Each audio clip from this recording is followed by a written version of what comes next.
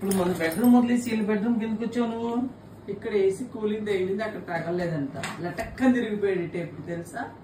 ఏరా అది తలకాయ పెట్టాడు. నిజం చెప్పు, నిజం చెప్పు. నా కొడక మన బెడ్రూమ్ ఎందుకు వదిలేసి వీళ్ళ బెడ్రూమ్ కిందకి వచ్చావు నువ్వు. నువ్వు లేవు, ఏసీ లేదు. ఫస్ట్ తలకాయ పెట్టి చూసాడు బయట నుంచి, కూల్ తాగల్లా. వెంటనే బాడీ తిప్పేశాడు. ఈ టైప్కి వచ్చేసి సాయి టైం చూసి తలిపితే కింద నుంచి కూలింగ్ వస్తుంది అన్నాడు. ఏరా అన్నావా వచ్చేసాడు. అన్నావా అన్నావా ఇంక బెడ్రూమ్ లోకి వచ్చావా? కూలింగ్ తగిలింది కింద నుంచి, డోర్ కింద నుంచి. ఇంకటి తలుపుతీ అక్క తలుపుతీ అన్నాడు అంతే. మన బెడ్రూమ్ లోకి వెళ్ళిపోదామా? అక్కడ ఏం ఏసీ లేదు ఇప్పుడు. మన ఏసీ లేదు. మనం అక్కడ కూలింగ్ అవ్వదురా. మన ఏసీ ఉంది.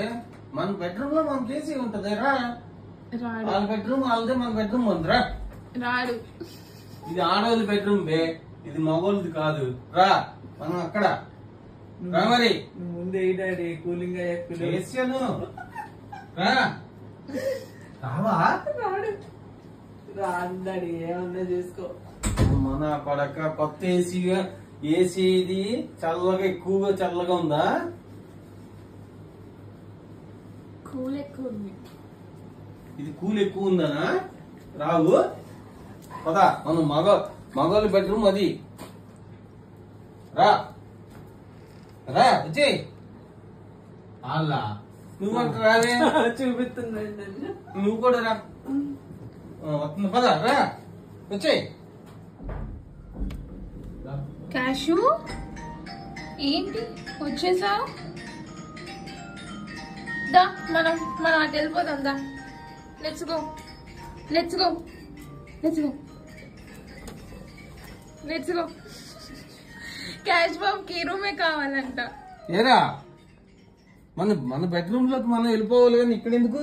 రా Cash no, don't go don't go don't go Cash Babu.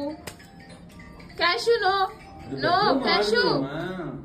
Audi bedroom అది. దా come let's go. Good boy Cash బాబు. I love you క్యాష్ బాబు. క్యూట్ బాయ్ క్యాష్ బాబు. Cute boy cute boy. నా కోసం వచ్చేసావా క్యాష్ బాబు? క్యూట్ బాయ్ నాన్న నువ్వు.